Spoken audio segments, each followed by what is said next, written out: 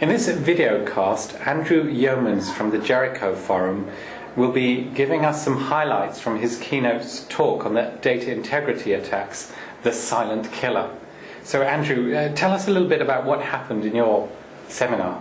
Well, it was a very interesting session. We had a number of experts, but talking about the issues of data integrity attacks, where people are deliberately attacking the integrity of data and using that for their own advantage. I think one of the scariest parts about the whole session was the survey which had been taken out a few weeks before, which was basically came up with the result that we asked the question, some commentators have identified data integrity to be the next big problem. How confident are you about the integrity and accuracy of your critical business data? The scary thing was that 64% of the people replying to the survey said that they were very unconfident about the integrity and accuracy of the data.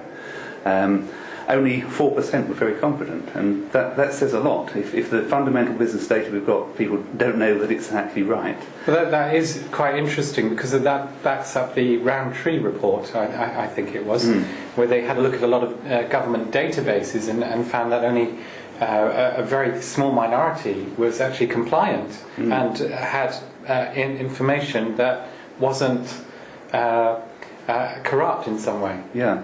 Now some of that is understandable if you see where people are getting the data from. They're collecting information from individuals. People type errors at times. Sometimes the amount of data being asked for by a company is actually, in the eyes of the respondent, is actually excessive. So if you just want to download a copy of a white paper, you don't really necessarily want to give your name, address, phone number, date of birth and all that sort of information. So it's not surprising that there's a lot of erroneous information collected at first.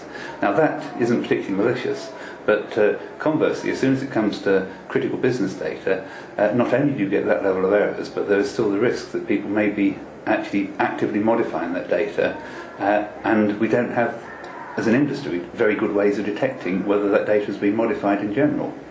But doesn't that make it difficult to identify what data should be protected and what data shouldn't be protected in terms of integrity? If you haven't got the quality data in the first place, you've got no baseline to start from. Yeah, it certainly is a very, very big challenge. Identifying what types of data there are and what is actually critical to the organisation is still a large challenge to many companies. Some parts are very easy to identify, but then there's the pieces of data which has a knock-on effect if it was incorrect. And by and large, we don't have very good methods of linking all the pieces of data together when something is used in one application and then passed on to another application. It might be quite clear that my bank account details is quite sensitive to me, and when you use that, but maybe my name and address isn't seen to be that sensitive. After all, it's in the telephone book. But if I could, if a criminal could alter my name and address, alter that cheque which is due to be sent to me to another address, and then alter it back again to what it was originally, even if you did have ways of checking for the data, you wouldn't detect that, but the cheque would have disappeared, and the records will say that the organisation had sent me a cheque and I haven't received it. Can I move back to the title of your seminar, Data Integrity Attacks? Because at the moment we're talking about typing errors and people deliberately putting in the wrong information because they want to download a white paper. So can we focus on these attacks? Because changing data has been traditionally kind of more difficult than, say, a denial of service of attack or a confidentiality attack. It's been more difficult to perform those types of attacks if you're totally outside an organisation, but conversely it's been relatively easy to do within an organisation.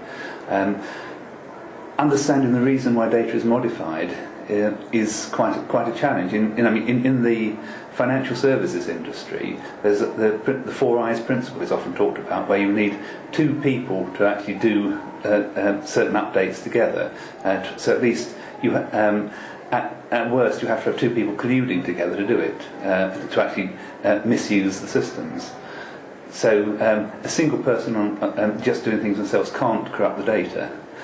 But when it comes to altering data, there can be several legitimate reasons for doing it, and also the illegitimate reasons. So correcting an address, as the example I gave a couple of minutes ago, it could be absolutely legitimate. Perhaps someone has really changed their address, perhaps there's a typographic thing in the address, but being able to distinguish between that type of situation and the ones where the address has been maliciously altered is very difficult for computer systems. You tend to need to have a real human in there to see that these changes are valid, and that costs money. So we end up with the economic issues.